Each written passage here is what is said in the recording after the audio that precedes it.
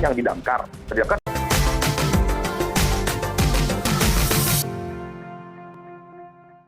Hai guys, Assalamualaikum warahmatullahi wabarakatuh. Berjumpa lagi di Suara Rana. Dan di video kali ini aku bakal ngebacain sebuah artikel yang sangat menarik yang ditulis oleh Anto Cahaya dengan judul Kebangetan, Modus Lebih Bayar Anies Terulang.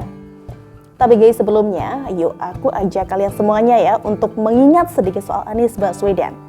Anies Baswedan ini guys dilantik menjadi Gubernur DKI Jakarta pada Oktober tahun 2017, yang artinya pada bulan Oktober 2022 mendatang. Yang bersangkutan ini akan selesai menjabat dan itu berarti kurang beberapa bulan lagi guys.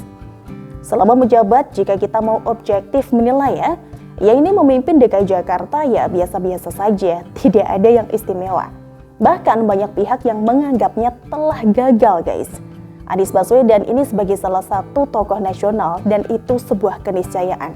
Sejak yang bersangkutan memutuskan untuk ikut konvensi Partai Demokrat pada medio tahun 2013-2014, Anies pun mulai dikenal publik. Konvensi Partai Demokrat saat itu mencari calon presiden guys. Dan namanya kian populer ketika Jokowi memberikan jabatan sebagai Menteri Pendidikan. Tapi sayang jabatan ini hanya bertahan selama 18 bulan saja. Ya terkena reshuffle kabinet. Tapi guys, nampaknya Dewi Fortuna ini masih berpihak kepadanya ya, melalui lobby Yusuf Kala yang hebat. Singkat kata, Anies Baswedan ini kemudian terpilih menjadi Gubernur DKI Jakarta. Anies Baswedan semakin kesini kian dikenal publik guys, tapi bukan karena prestasinya, melainkan kontroversinya. Tapi kendati demikian guys, tetap ya tidak menyurutkan tekad bagi Anies Baswedan untuk terus bersolek. Sebab tahun 2024 ini ada panggung akbar, yaitu pemilihan Presiden Republik Indonesia.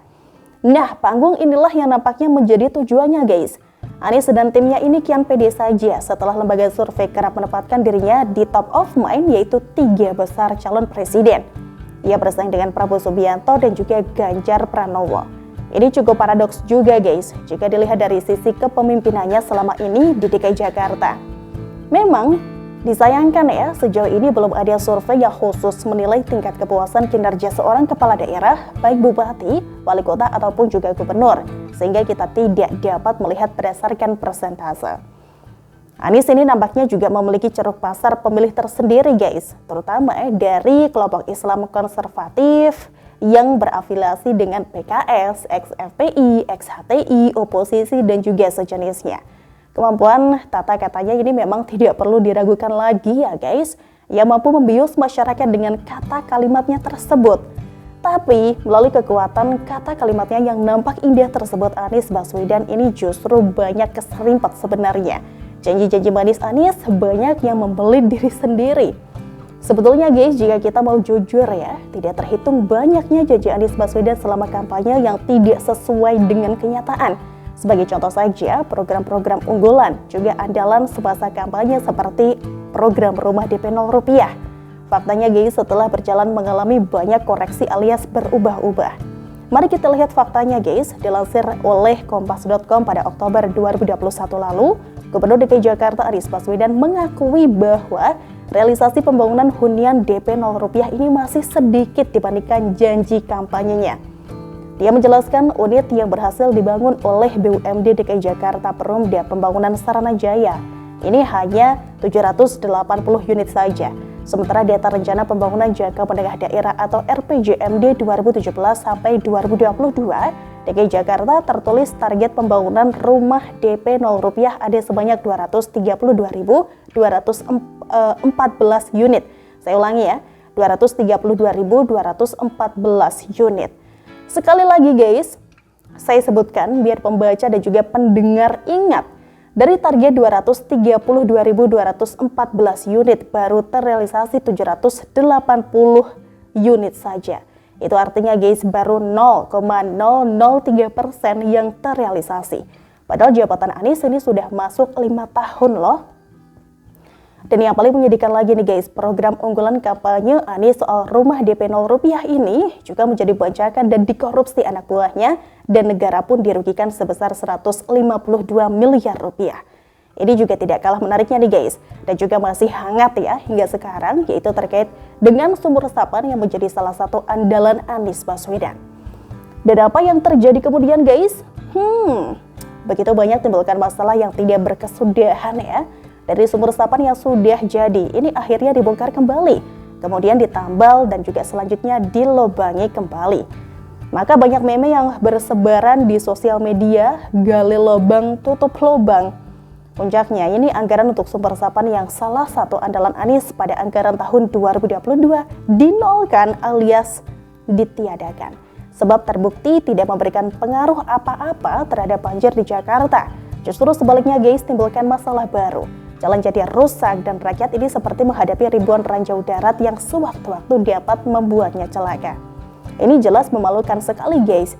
Jika ada sebuah program Pemprov sampai berpotensi timbulkan malapetaka bagi warganya, itu artinya memperlihatkan ketidakbecusan seorang pemimpin ya. Dan sebetulnya masih banyak lagi kontroversi yang diciptakan oleh Anies, tidak hanya dari janji kampanyenya saja untuk warga ibu kota, tapi kebijakan-kebijakan yang lainnya pun juga, serta tata kelola keuangan Pemprov DKI Jakarta yang kerap bikin kening berkerut guys. Kita juga masih ingat ya soal overpay atau lebih bayar yang diketemukan oleh BPK beberapa waktu yang lalu. Nah, bagaimana kelanjutannya itu guys? Menguap begitu saja, tertutup kontroversi lain yang sengaja diciptakan. Sedang kasus Formula E yang diindikasikan ada dugaan korupsi ini juga masih menjadi tanda tanya besar hingga sekarang guys. Kabar terakhir dari KPK ini hanya meminta masyarakat untuk bersabar sebab masih dalam penyelidikan. Sedangkan pernyataan dari Bamsud yang ditunjuk oleh Anies Baswedan sebagai Dewan Pengarah Formula E ini kian memperkuat dugaan adanya pelanggaran hukum. Ketua Steering Komite Formula E Jakarta Bambang Susetio alias Bamsud ini mempersilahkan Komisi Pemberantasan Korupsi atau KPK memproses hukum bila terdapat dugaan kasus korupsi dalam ajang balap Formula E yang digelar di Jakarta. Namun, ia tidak ingin masalah hukum itu justru membuat acara Formula E dibubarkan secara keseluruhan guys. Silakan KPK terus memprosesnya hingga ke pengadilan. Anak baru mahasiswa hukum juga tahu bahwa perbuatan hukum seseorang dialah yang menanggungnya, bukan acaranya yang dihukum untuk dibubarkan atau dibatalkan. Apalagi ini sudah terlanjur dibayarkan lunas untuk 3 putaran atau untuk 3 seri, yaitu tahun 2022, 2023, dan 2024, ujar Bamsud dalam keterangan resminya yang diikuti pada Senin 6 Desember guys. Pernyataan Bamsud di atas ini juga sangat jelas ya, seolah sebuah isyarat jika dibalik gemerlap panggung Formula E tersebut ada sengkarut dan fraud yang harus diusut. Belum juga usai misteri yang penuh kontroversi yang dihadirkan oleh Anies Baswedan. Sebuah kabar ini kembali datang dari BPK baru-baru ini guys. Hanya saja, jujur ya, saya meragukan nih tindakan pengembangan kelanjutan dari temuan BPK tersebut. Berdasarkan pengalaman yang sudah-sudah ya.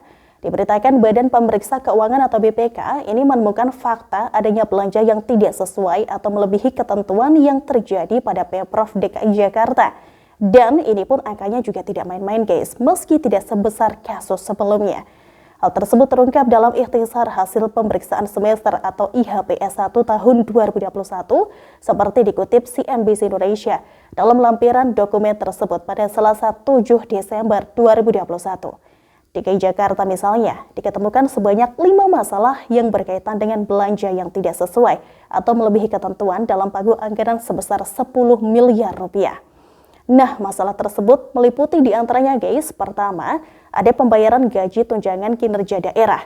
Kemudian, yang kedua, tambahan penghasilan pegawai. Yang ketiga, pembayaran premi data kepesertaan yang ganda sejak 2018 hingga 2020. 4. Pembayaran insentif tenaga penunjang kesehatan dari dana belanja tidak terduga atau BTT. Dan 5.